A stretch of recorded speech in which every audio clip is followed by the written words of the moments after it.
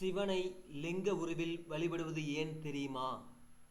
சிவபெருமான் லிங்க ரூபமாக வழிபடப்படுகிறார் என்பதற்கு லிங்க புராணம் ஒரு கதை சொல்கிறது. ஒரு சமயம் பிரம்மாவிற்கும் மகாவிஷ்ணுவிற்கும் இடையே தங்களில் யார் பெரியவர் என்ற வாக்குவாதம் ஏற்பட்டபோது மிகப்பெரிய அக்னிகோலமாக அவர்கள் நடுவே தோன்றினார் சிவபெருமான். அதுவே முதன்முதலாக ஈசன் எடுத்த லிங்க வடிவம் ஆகும்.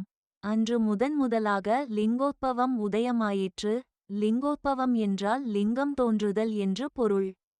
அன்று முதல் இன்று வரை சிவபெருமான் லிங்க வடிவில்தான் வழிபடப்பட்டு வருகிறார். அவ்வாறு வழிபாட்டுக்குரிய லிங்கங்கள் பல வகையாக கூறப்படுகின்றன. அவை குறித்து இனி பார்ப்போம். சுயம்பு லிங்கம், தானாகவே இறைவனின் இச்சைப்படி தோன்றிய லிங்கம். தெய்வீக லிங்கம், தேவர்களால் பூஜிக்கப்பட்டு ரிஷிகளின் மூலமாக பூமிக்கு வந்த லிங்கம். மனுஷ்ய லிங்கம், மனிதர்களால் உருவாக்கப்பட்ட லிங்கம். ஷணிக லிங்கம், அன்னம், சந்தனம், விபூதி ஆகிய பொருட்களைக் கொண்டு உருவாக்கப்படும் பொருட்களுக்கு ஏற்றவாறு பூஜை செய்யப்படும் லிங்கம். வர்த்தமானச லிங்கம், நடுவில் ருத்ரபாகம் மட்டும் இருமடங்காக இருப்பதே வர்த்தமானச லிங்கம்.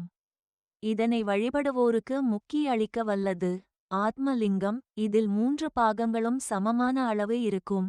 இவை தவிர புண்டரீகம், விசாலா, ஸ்ரீவத்சா, சத்ருமர்த்தனா என 4 வகை லிங்கங்கள் பக்தர்கள் வழிபாட்டில் உள்ளன.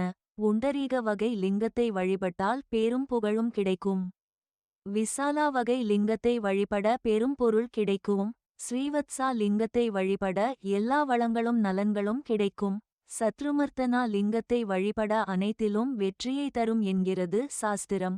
ஓம் நம சிவாய என்ற போற்றியை கூறி வழிபட்டால் ஈசனின் பேரருளை பெறலாம். Thanks for watching this video. Please subscribe our channel. Thank you.